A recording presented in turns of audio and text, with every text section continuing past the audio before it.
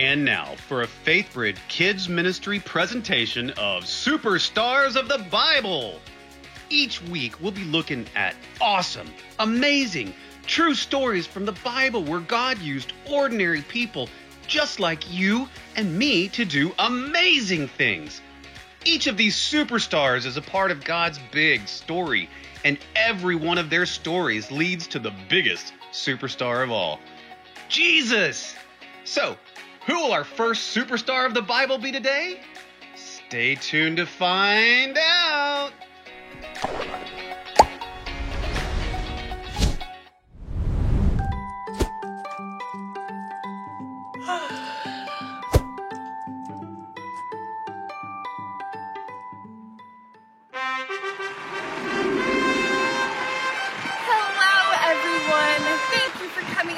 Welcome me to my beautiful castle. Oh, how I wish I could stop and talk to each of you, but I am just such a busy queen. I have to go talk to all of my subjects at my beautiful castle.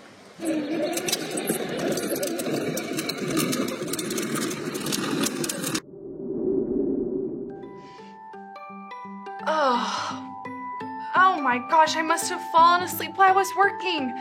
Oh my gosh, guys, I had the strangest dream that I was a queen. Can you imagine that? Me, a queen? Well, obviously, I'm not a queen. No tiara or fancy dress or a cool carriage to ride around in. But our story today is about a queen, Queen Esther, and she was there to take care of her people. Let's check it out. Lots of kids dream about being kings or queens. Maybe you have too. I'm one of the lucky few. I actually got to be a queen. But it wasn't really luck, and it wasn't for any reason I ever expected. I was just a girl when it all started. I was living with my cousin Mordecai, who had adopted me and raised me like his own daughter. We were Jews, which meant that life wasn't always easy for us. But one day, our king, King Xerxes, decided to find a new queen. Out of all the girls in the land, the king chose me.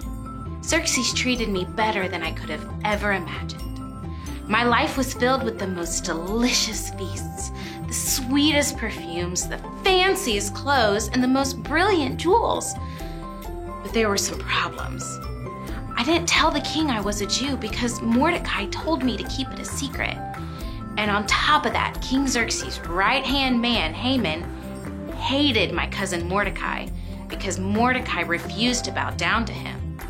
So that scoundrel Haman hatched a plan to trick the king into ordering all Jews to be killed. Every last one of us, including me. Mordecai told me to talk to Xerxes right away and plead for the Jews. But it was risky. You see, if I went before the king without being invited, I could be killed. Only people who were invited by the king could come and stand before his throne. Yet if I didn't try, then all the Jews, my people, would die for sure. I was so scared and I didn't know what to do. But Mordecai helped me make up my mind. He said, "Maybe you were made queen for such a time as this." That was all I needed to hear. I had to try. I had my people pray with me for 3 days. And during that time, God gave me the courage I needed to go before the king. When I got to King Xerxes, he smiled at me and held out a scepter for me to touch. That was what the king did to show a person it was okay to come into the room where he was. I was so relieved when he did this. It was then that I invited Xerxes and Haman to a fancy dinner. Haman thought it was quite an honor to be invited to eat with the king and queen. Little did he know what was about to happen. The king started the meal by asking what I wanted. "I'll give you anything," he said, "even if it's half my kingdom." "I have just one request," I said. "Would you please spare my life and the lives of my people, the Jews? Someone has paid to have us all killed." Xerxes turned red with anger. "Who would do such a terrible thing like that?" he asked. "Who would dare to hurt the queen?" I pointed at Haman. "He's our enemy, my king," I said. Haman was punished fully. And not only were my people safe, but the king also made Mordecai his new right-hand man. Xerxes gave him a royal robe and a gold crown and put the king's ring on his finger. God made sure I became queen at just the right time. Since God loves us, he put me in just the right place to save people from disaster. When the king chose me to be his queen, I had no idea what was going to happen. Xerxes thought I was beautiful, and he really liked me. It was a strange, new royal world I was living in, and I wasn't so sure what made me so special. But God knew what was going to happen. God placed me there for one reason, to protect his people. And he gave me the courage I would need to make it happen.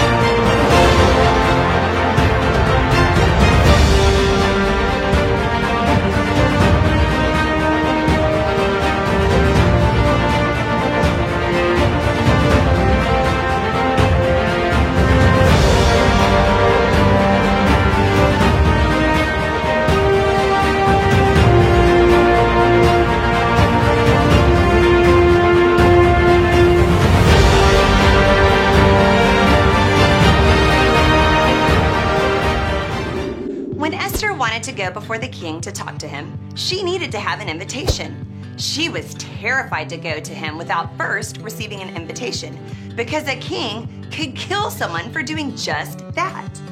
In the story Esther just told us, she shared that God gave her the courage to go to the king without an invitation. When she did this, the king held out his royal scepter for her to touch. This was a sign that she could come into the king's room to talk to him.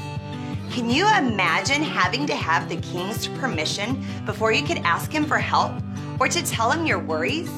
We are so lucky because we follow the one true king, Jesus. And with King Jesus, we don't have to ask permission to talk to him. And we certainly don't have to wait for an invitation from Jesus before we can approach him. No, we can talk to Jesus anytime we want. We can go before him with all our thoughts and worries whenever we want to. We can ask Jesus to help us anytime we have a problem. We don't have to wait for Jesus to hold out a royal scepter to let us know it's okay to be with him. He wants to be with us all the time. In fact, our memory verse today says just that. Let us then feel free to come before God's throne. Here there is grace, and we can receive mercy and grace to help us when we need it. Hebrews 4:16.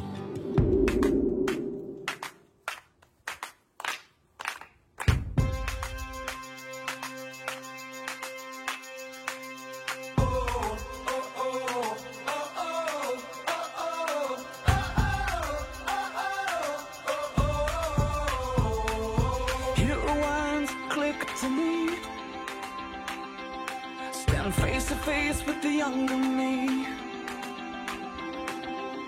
All of the mistakes, all of the heartbreak, here's what I do differently.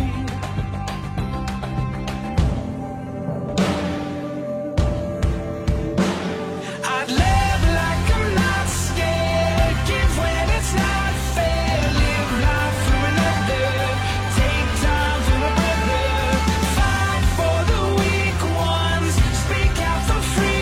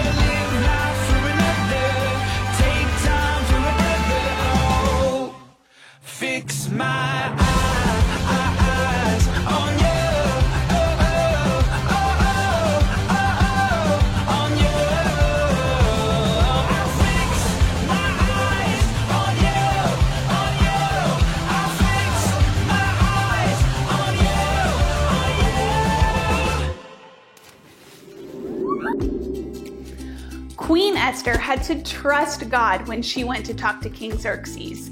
You see, she didn't know how it was going to go, and most importantly, she didn't know how the story was going to end. But God did. We as humans can only see a tiny bit of the picture of God's big plan, but God can see it all at once. Here's a challenge for you. See if you can tell what these pictures are without seeing the whole thing at first.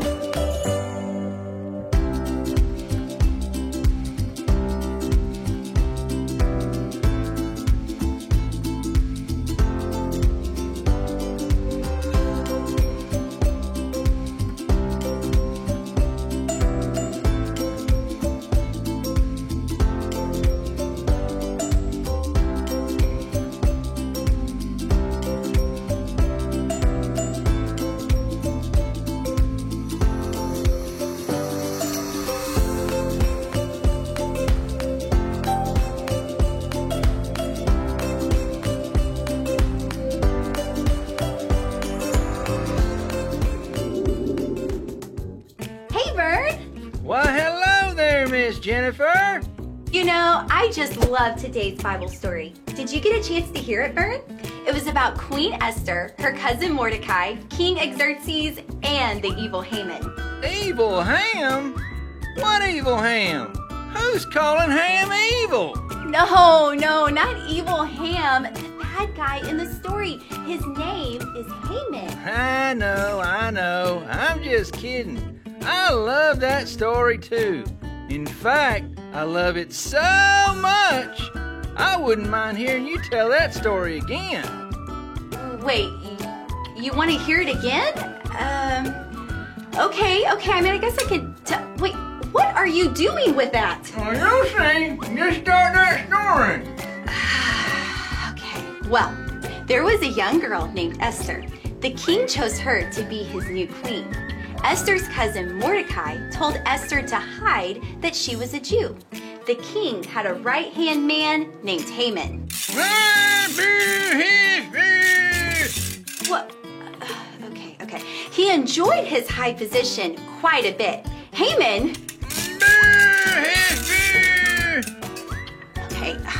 Haman even expected the people to bow down to him when he walked by. One man wouldn't though, Mordecai. He would never bow down when Haman went by. Mordecai the Jew believed in the one true God and thought that only he should be bowed down to. This made Haman really mad. Speaking of being really mad, why do you keep making all of that noise and interrupting me? It's so hard to tell the story with you making all of that noise. You really want to know? Yes, I really want to know. Well, have you heard of the Jewish holiday called Purim? Oh, of course. I should have known that's what you were doing. There is a Jewish holiday called Purim. It celebrates the salvation of the Persian Jews from Haman's evil plot to have them all killed. During the celebration, there's a reading of the story of Queen Esther. It's a tradition for them to use noisemakers like these to make as much noise as possible whenever Haman's name is mentioned in the story. They do this to stamp, drown, or blot out Haman's name. It even says that in the book of Deuteronomy, you shall blot out the memory of the Amalekites, Haman's people, from under the heavens. That's right, Miss Jennifer. That's why I was making all that ruckus while you was telling that story. Wait, so this whole time you were making noise every time I said, Haman?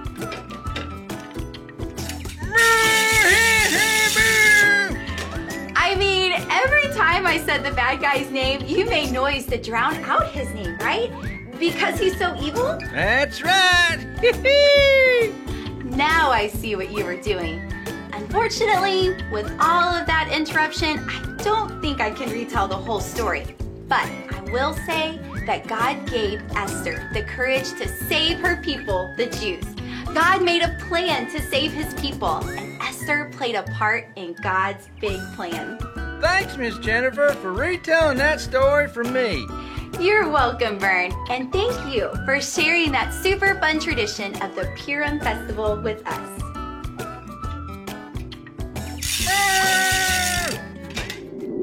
Hey friends, Vern had a cool noisemaker, and we can make one too. Then you can take turns with your family retelling the story of Queen Esther and blotting out the evil Haman. The Jewish people call these noisemakers Gregor, which is Hebrew, and we know that it's tradition for Jews to use noisemakers to make as much noise as possible whenever Haman's name is mentioned in the story.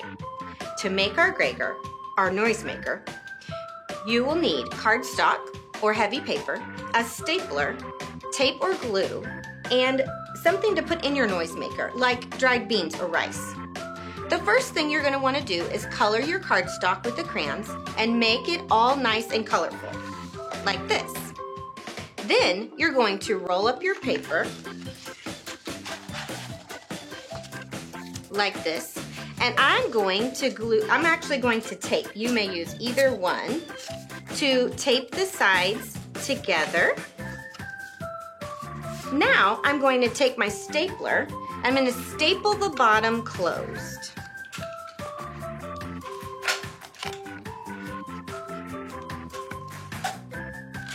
Great. After you've stapled the bottom shut, you can fill up your noisemaker with something that will make the noise. I'm going to use dried beans. You don't need to fill up the whole thing. We're just going to do about halfway.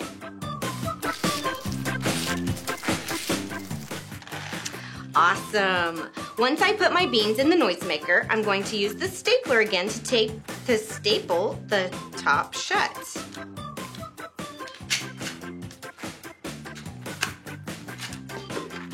And there you have it, my very own Gregor. Now, anytime someone says the name Haman, I can shake it and make a ton of noise to blot out his name.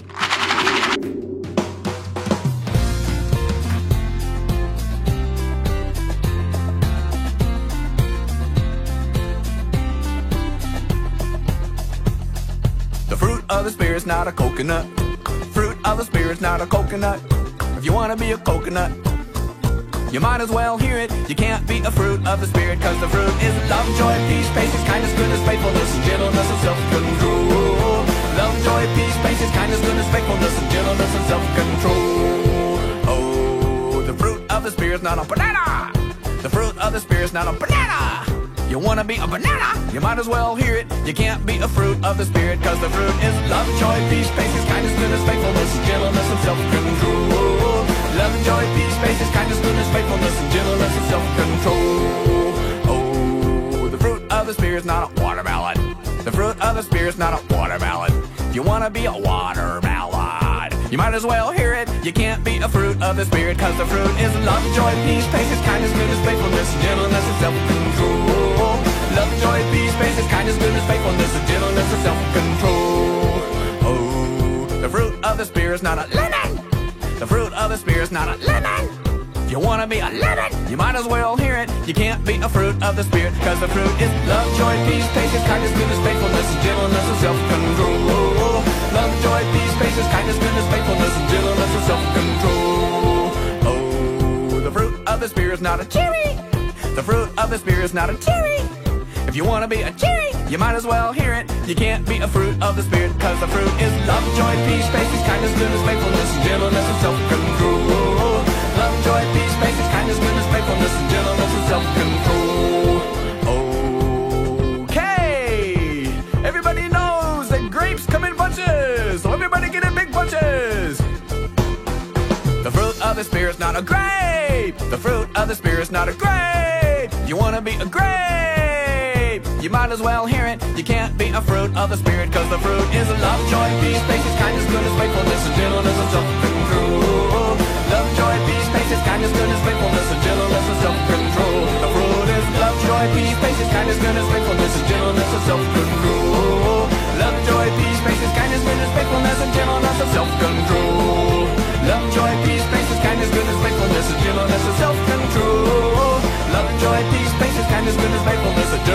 self-control.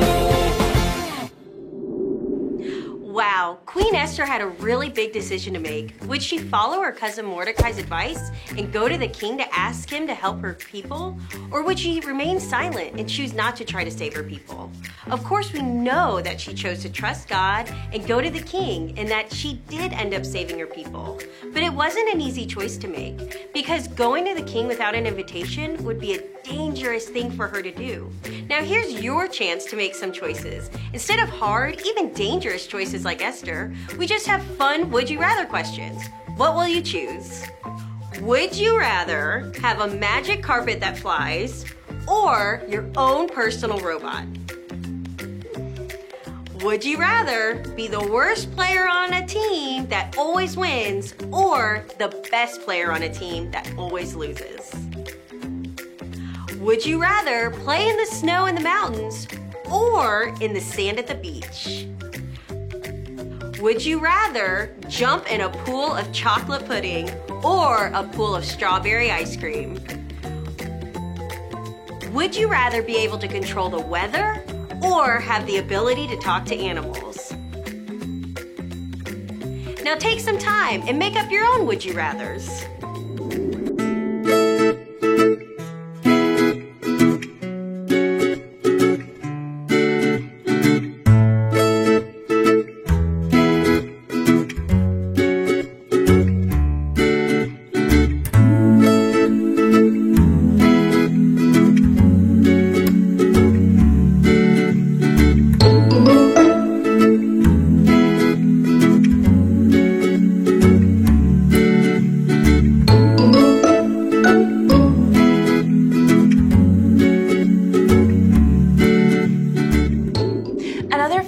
Tell the story of Queen Esther is to make some masks and act it out.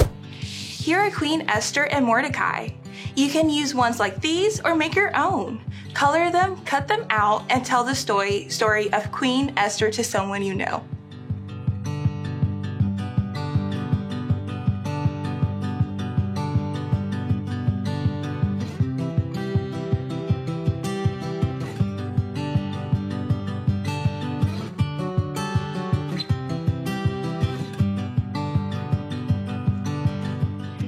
God used Queen Esther to save his people because he loved them. And remember, God loves you too. You know what I love about our story today? Our hero, Queen Esther, went to God when she was afraid and unsure about what to do. The Bible tells us that Esther prayed for 3 days. Not only that, but she got her people to pray with her for those 3 days too. And after all that time praying to God, she knew what she needed to do and to save her people. Esther was filled with courage after spending those 3 days praying to God. And we can be just like Esther and go to God when we need help. When we aren't sure what to do about a situation, we can pray, and God will help us figure out what to do. If we're scared, we can pray to God, and He will give us peace and courage.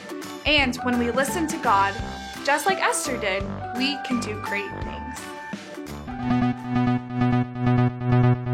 In my doubt, God give me faith. In my worry, I'll seek your face. Let your perfect love make my path straight. In my life, God, lead the way. I wanna run with you all my life. I wanna know your truth.